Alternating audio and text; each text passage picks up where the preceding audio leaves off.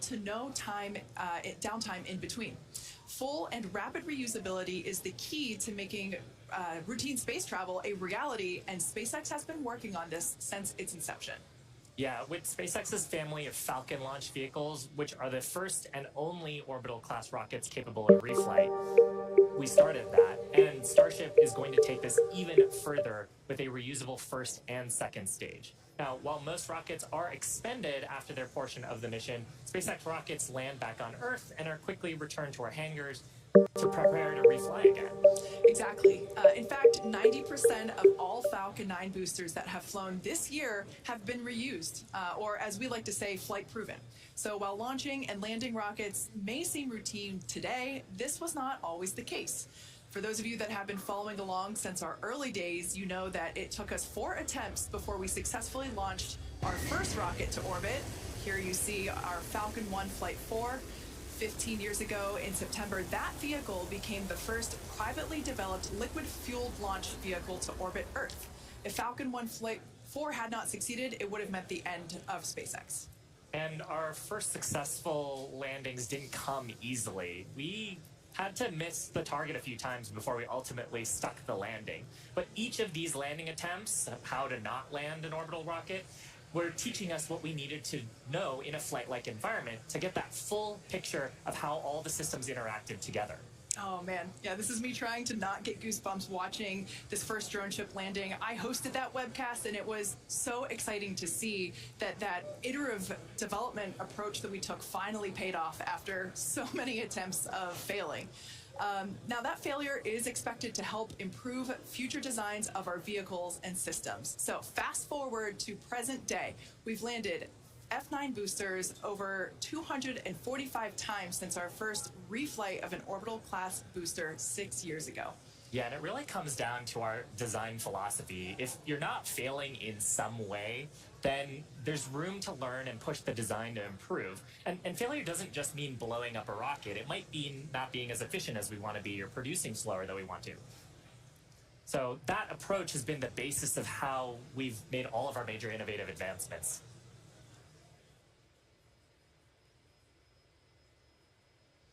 All right, now Falcon 9 has certainly come a long way, and Starship will too. But as a reminder, today is a test. We really hope to get to stage separation, but any data received will help us improve.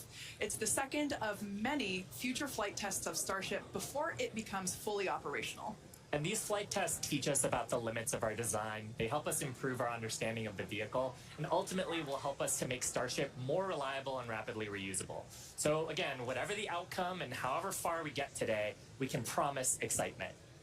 So why are we doing all of this? Why do we need a rocket this big, and why does it need to be reusable so quickly? And that answer goes back to SpaceX's mission, which is to make life multiplanetary. We aren't just building a new spacecraft, we're changing what it means to go to space. By building the most powerful rocket ever flown and a ship designed to carry people, cargo, habitat, satellites, and more, we're unlocking a future where our dreams of exploration will no longer exceed our grasp. And this mission continues with flights like today's integrated test. And these are flights where we're going to fail fast, but learn even faster, where each time we're going to try something new while flying something that we've improved. And ultimately, that's going to build up a fleet to fly early and often as Starship rapidly evolves to become more capable and more reliable. The first stop is our nearest neighbor, with a surface that hasn't seen visitors in more than 50 years. Under Artemis with NASA, Starship will return people back to the moon. After those first expeditions, we'll be ready to fly more people along with everything that it takes to build a moon base. Think about that. Hardware that will enable us to live on another world is sitting on a launch pad on Earth right now. And the moon is just the proving ground. When the time comes to make that leap to Mars, everything gets ratcheted up by orders of magnitude. The logistics of supporting an entire city on Mars are daunting, requiring millions of pounds of cargo flown from Earth spread out over thousands of launches. We just broke our own record for the number of launches in a single year, and we're going to break it again next year. Now, in the years to come, Starship is going to dwarf those figures as we bring it online and truly make life multiplanetary. But for now, anyway, as the clock counts down to today's flight test, why don't we get another status update from John? We're just over 9 minutes from liftoff as the countdown clock clicks to 0. The teams, good news is, teams aren't working any significant issues on the launch vehicle right now.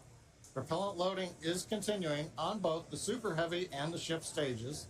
Most recently, we began loading LOX and methane fuel into the header tanks on the Starship. And on the graphic on the left side of the screen, you can see up in the nose of the second stage, what we call Starship, are those 2 header tanks for fuel and liquid oxygen. Now that loading started at T-minus 24 minutes and will continue until approximately T-minus 5.5 minutes. Now Starship's second stage main fuel and LOX tanks are loaded for flight. And the second stage propellant that we're loading on board is going through the quick disconnect that comes out on the arm that's located at the base of the stage from the tower. Now on the Super Heavy booster, propellant loading will continue until T-minus 3 minutes. We've also configured the pad for liftoff. A little earlier in the count, the hold downs, the booster hold downs were commanded to unlatch. That means once the rocket has sufficient thrust to overcome its weight, it'll lift off the pad. There's no need to command the hold downs to release the rocket. As we mentioned earlier also, the ignition sequence has been slightly modified from the last flight for a more efficient liftoff. As a reminder, we ignite the engines a few seconds before T0. We don't lift off exactly at T0. We lift off a few seconds later, a couple seconds. Finally, the SpaceX team continues to check in with the Coast Guard to ensure there are no boats in the safety perimeter before proceeding with launch out over the Gulf of Mexico. Now currently we're coming up T-minus 7 minutes, 10 seconds to the test flight of Starship. Propellant loading is continuing on both stages of Starship. We're waiting now for the completion of loading of the header tanks in the next few minutes. The first stage is also beginning pressurization for flight while we are continuing to load propellant into it. And again, booster propellant load will finish at approximately T-minus 3 minutes. At that stage, both first and second stages are fully loaded, and we'll have the 10 million pounds of liquid propellant on board the 2 stages of Starship. Now in the next few minutes, the guidance system will perform its final alignment. We'll get the automated flight termination system that'll arm, and the final TVC checkout will be performed. We may get a view looking up at the engines as we gimbal the 13 middle engines to check them out just before liftoff at about T-minus 90 seconds. If we need to hold, it would come at T-minus 40 seconds. That's the point in the countdown where we can pause to wait for final checkouts or pressurization to complete. Or, as we're hearing right now, we're still working a few boats in the area. They're headed south. We had a lot of cheering here in Hawaiian. The boats are heading south, but we are still planning to hold at T-minus 40 seconds if necessary.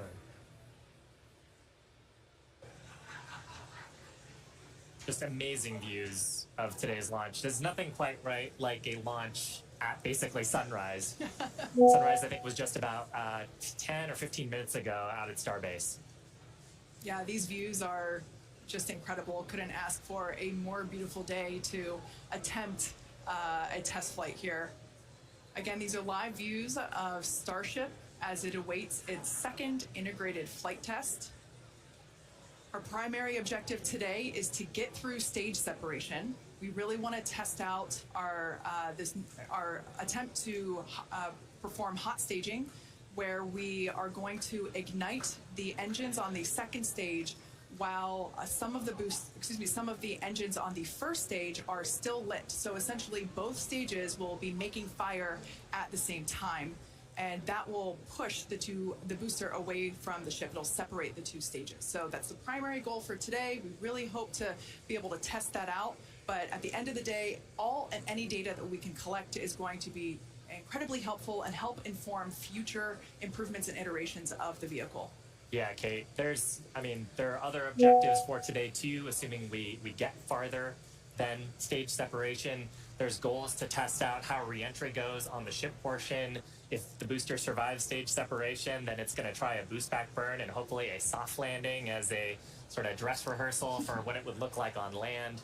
So everything coming up to that big design change, though, of hot staging today. Yeah, exactly. Like you were saying, that booster, it will be attempting a water landing in the Gulf of Mexico. We don't intend to recover any of the hardware for either the ship or the booster today. But that booster, yeah, we want to try and demonstrate controlled ascent through most engine cutoff. We want to try to demonstrate that hot staging separation and boost backflip, trying to basically demonstrate controlled burn and entry and that soft water landing.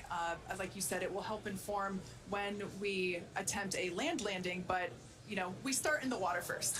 Exactly. Just like we did with the Falcon 9. Yeah, exactly. And, you know, just getting to hot staging, though, is going to be farther than we got on Flight 1. Yes. Flight 1, that was about as far as we got. We didn't have hot staging on that vehicle. So that's the first and foremost objective today. Get that far, hopefully.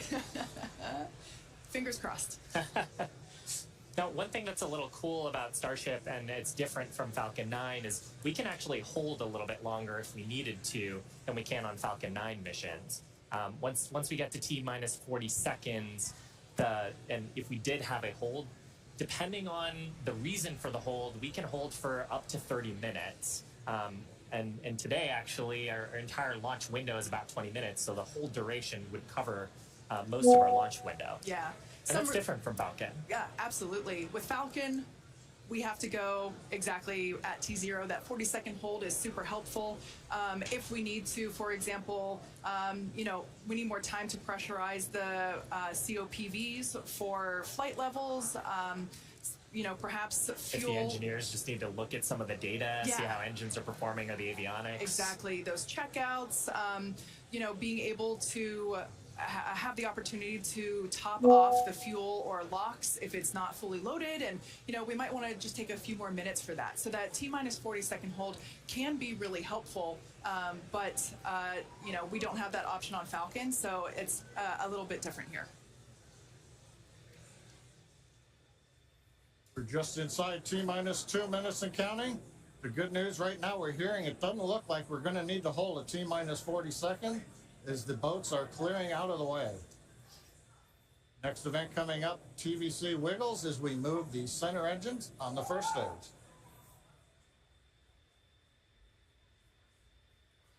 You can see maybe just a little bit there.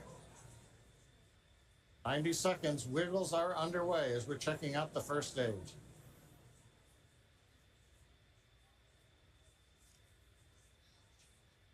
TVC checks are complete. Next major event we're going to hear, hopefully, is the flight director go for launch at T-minus 30 seconds.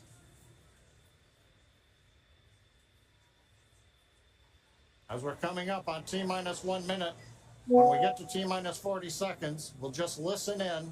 Last time, as you recall, we did hold at 40 seconds, but it took a few seconds for the clock to recover, so we're going to watch that. And as we press to T0, we're going to watch and listen the second test flight of Starship.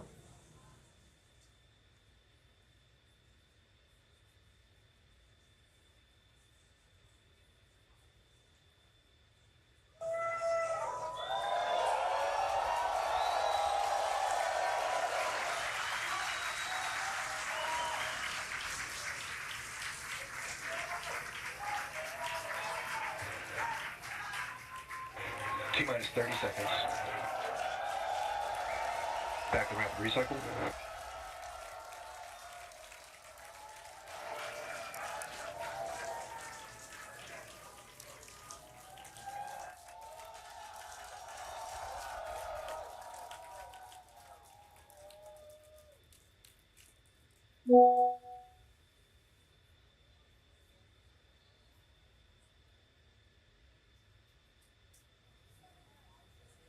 Back at Hawthorne, we're at T-minus 40 seconds in holding. We had a rapid recycle. We've not heard anything over the countdown net as the team works both first and second stages. We're going to monitor the nets here for a minute.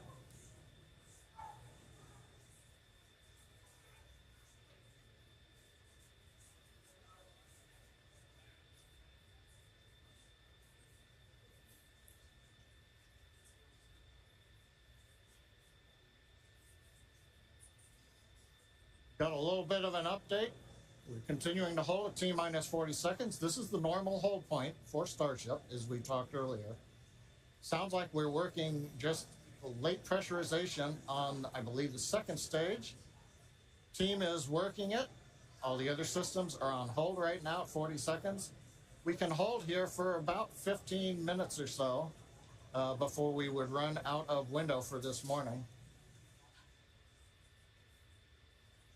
So right now they're working on filling pressure vessels. And ideally we'll be able to solve this and come back and release the clock at T-minus 40 seconds. We're going to continue to listen and monitor for another few minutes.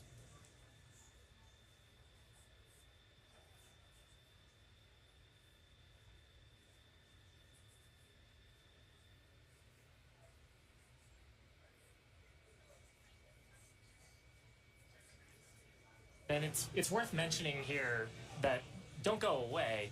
We are holding at T-minus 40 seconds, but once the teams have resolved and see the data that they want to see, the clock can restart straight away, and it'll start ticking down from T-minus 40 again, all towards liftoff. Yeah, exactly. Now, while we do have the ability to hold for up to 30 minutes, we only have a 20-minute launch window, so don't go away, don't change the channel, and just like Shiva said, we can restart that clock, and there it is. And there it goes.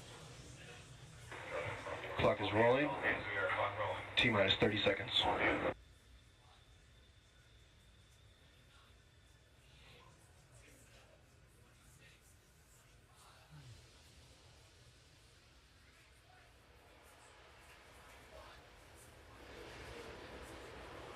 T-minus 15.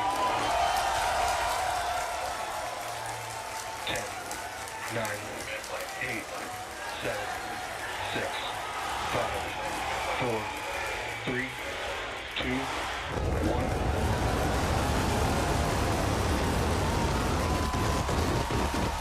We have liftoff.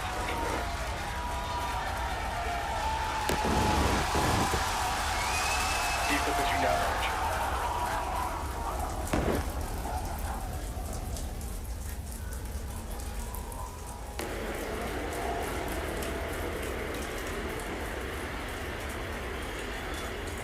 Chamber's pressure nominal.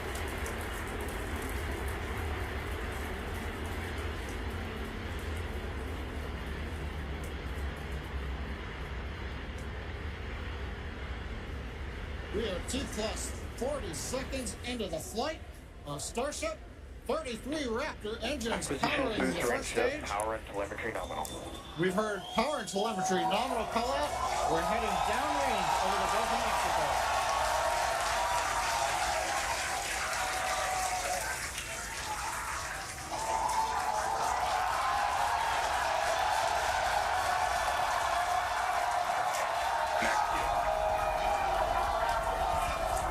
And that call out tells us Starship is through the period of greatest stress on the way to space. Now the next major event is hot staging in just over 90 seconds from now. To get ready, the booster will shut down all but 3 of the Raptor engines. Clamps holding the 2 stages together will release, and the Starship's second stage will ignite its engines. Starship will then separate from the Super Heavy booster and head to space. And at the same time, the 3 engines that are still firing on Super Heavy will flip the booster around. 10 more engines will ignite for the boost back burn, putting the first stage on path for a splashdown in the Gulf of Mexico.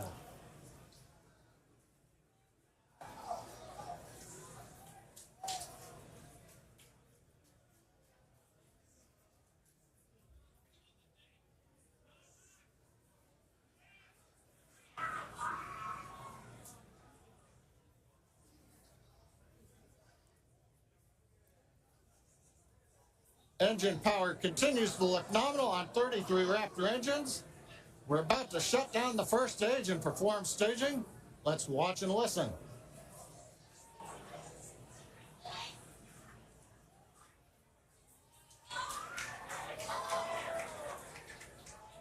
And acquisition of signal Houston and New Orleans. Booster engine cut off.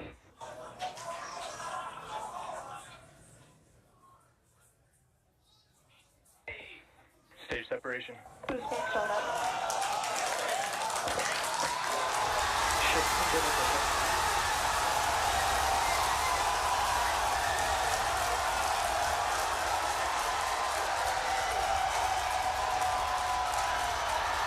You're hearing the cheering. The first ever successful hot stage for SpaceX's Starship. Incredible views of our super heavy booster.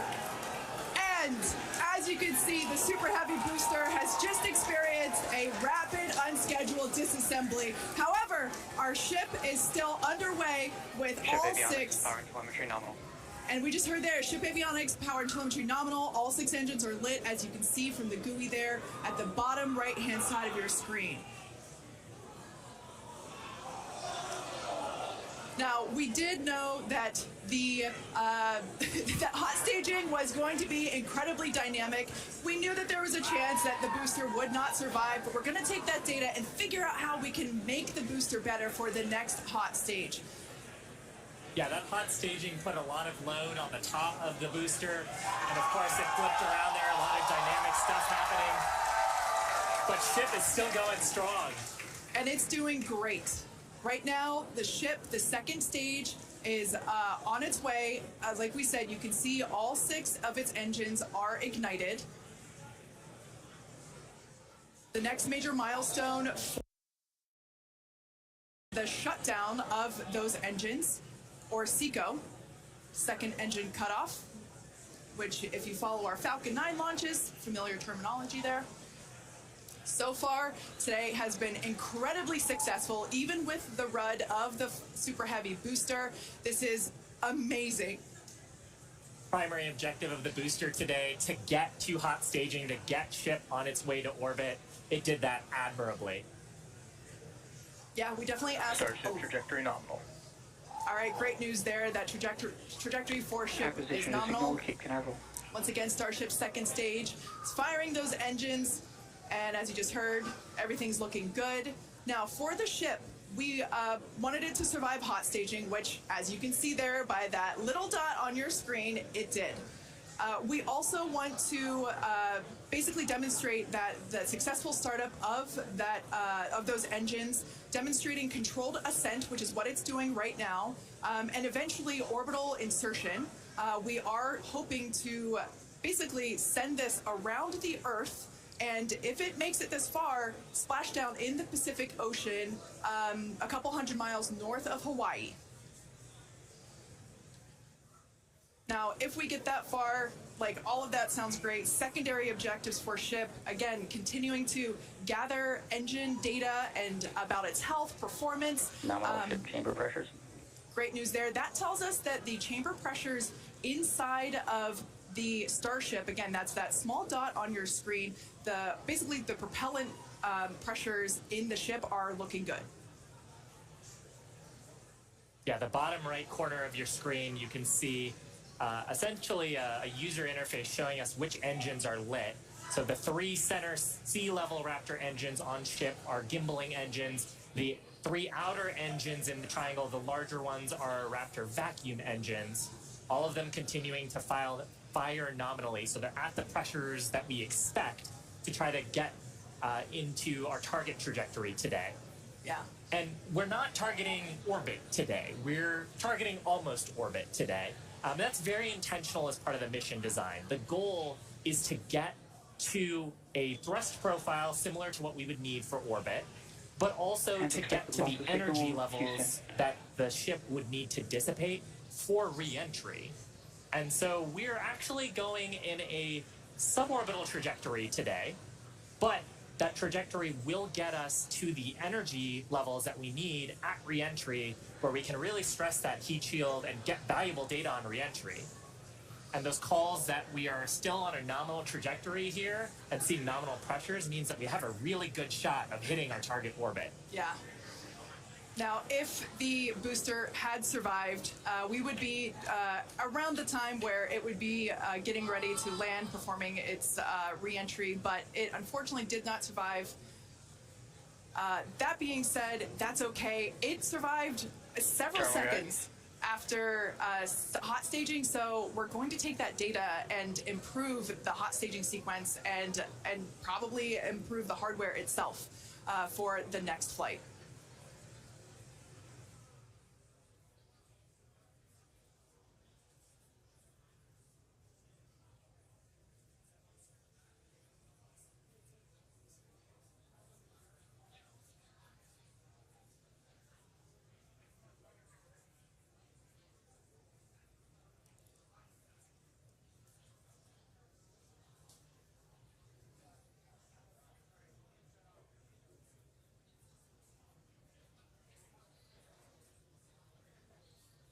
They're standing by for a call out here. Coming up on the projected time that ship would shut down its engines.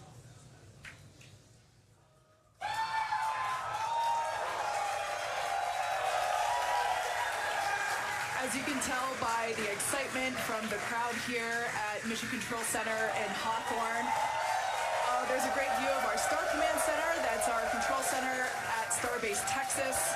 The crowd here, Mission Control Center behind us in Hawthorne. Everyone is super exciting. What a successful day this has been so far.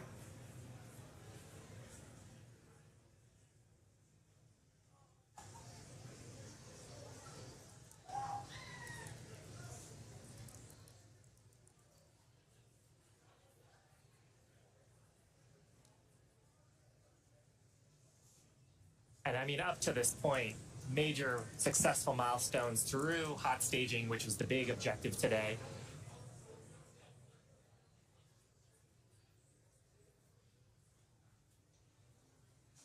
So we are going to head into the coast phase, planned for the next about hour and 5 minutes. We'll be returning around the T+1 hour and 15-minute mark. And that's while we're waiting for Starship to continue on to its next step for reentry. We're not totally sure what video we're going to get, and that video comes normally by overflying ground stations, but we don't have a ton along our flight path. So fingers crossed that we will get some via Starlink on this mission since we're testing that out.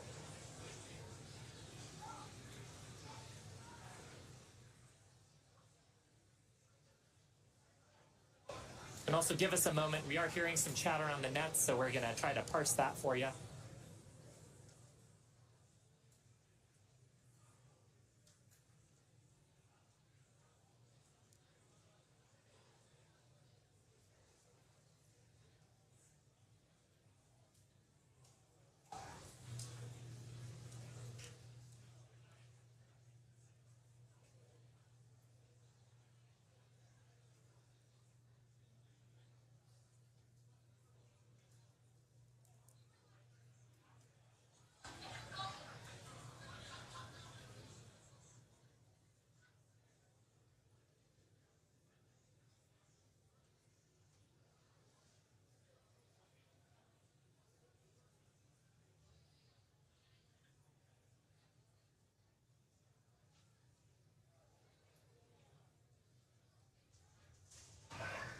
John Innsbrucker back here in Hawthorne at our webcast desk.